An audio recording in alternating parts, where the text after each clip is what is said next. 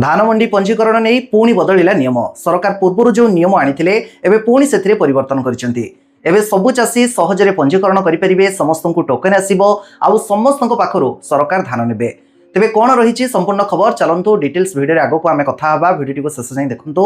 Video भल लगे समस्ते लाइक करने नुआक चैनल आसते ही सब्सक्राइब करनी आउ फेसबुक रे हमको देखुले एवं ही फॉलो करनी। आग को जो मैंने धान मंडी में धान देवे से नहीं एवं पंजीकरण चली अगस्ट 31 रही शेष तारीख।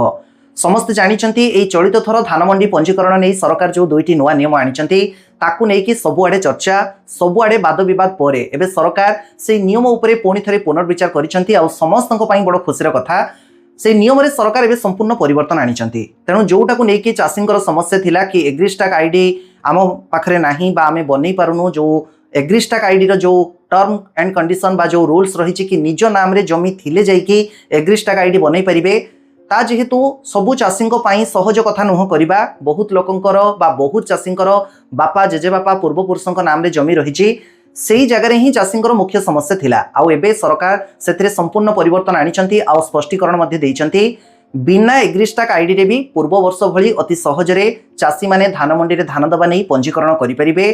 समस्त को टोकेन मध्य आसीबो आउ कोनोसी गोटे योग्य चाषीर भी टोकेन ब्रेक होबो नाही। तेणु ए नहीं निजे खाद्य जोगाण और खाउटी कल्याण मंत्री आज स्पष्टीकरण दे देइचंती।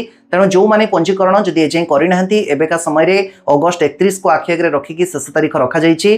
ता भितरे धान मंडी रे जदि पूर्व वर्ष आपण धान देइथिबे जानिथिबे कोन कागज पत्र आ बाद रे कोन कागज पत्र लागिबो भी मो आ उपरे संपूर्ण वीडियो बनै सरिछि। जदि देखि नांती थरोटे देखि दियंतु आउ तुरंत जाइकी निजर धान मंडी रे धान दबा नेकी पंजीकरण सारि दियंतु। आउ ता सहित मंत्री गोटे बहुत बड़ कथा मध्य कहिसंती समस्तक पई कि चाषी को हैरान करने सरकार मुख्य उद्देश्य नुह। यही एग्रीस्टाक आईडी जो करा जाइछि चाषी सुविधा करा जाइछि। आधार कार्ड भली चाषी को परवर्ती समय गोटे गोटे एग्रीस्टाक आईडी रो कार्ड मध्य गोटे मिलिबो। एही कार्ड होछि गोटे चाषीर परिचय पत्र। चाषी पाखरे एही कार्ड थिले प्रत्येकटी सरकारी योजनार सब सुविधा सहजरे पाई परिबो। तेणु निश्चित भाव में जो मानक निज नाम रे जदि जमी रही आउ पूर्व जदि आपण माने एग्रीस्टाक आईडी करि नथिले एबे करे नियंतु एग्रीस्टाक आईडी आगो को निश्चय काम दबो। कहीं पूर्वर भी मुझे कही पीएम किसान योजना रे एग्रीस्टाक आईडी को बाध्यतामूलक कर दि जाइए। एबे जो मानक पाखरे एग्रीस्टाक आईडी नाही पीएम किसान योजना रे मध्य आगो को टंका पाई परिबे नाही।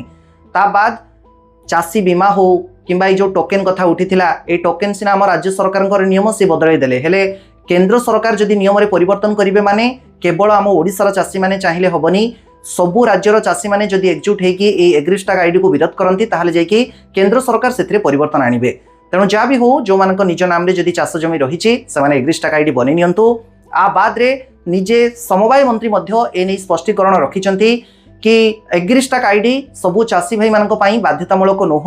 जो मानक निज नाम रे जमी जदि रही एग्रीस्टाक आईडी जदि एजे बनै नाहंती गोटे बनै नियंतु। आउ जो मानक पाखरे एग्रीस्टाक आईडी मध्य नाही जदि भी तांको क्षेत्र भी किसी असुविधा नहीं पूर्व वर्ष भली सेमाने भी पंजीकरण करेंगे सेमानकु भी टोकेन जीवो आउ तांको पाखरु भी सरकार धान ग्रहण करेंगे से कौन प्रकार संदेह करिबार नहीं। सरकार चाषी प्रति प्रतिश्रुतिबद्ध आउ सरकार सबु बेले चाषी ठिया होइचंती बोली मंत्री सूचना देइचंती। बस यही सब समस्या को लेकिन चाषी माने विरोध करुले आशा करुचे एबे चाषी सपक्ष रे ही सब किछि नियम बदलाई दिया जाइछि। आउ गोटे भी बड़ सूचना आसीछि भाग चाषी मानक पई। देखंतु भाग चाषी मानक क्षेत्र रे भी जो नुआ नियम थिला से नै भी सरकार स्पष्टीकरण रखिचंती कि सेमानक पई गोटे नुआ आप अणा जाइछि।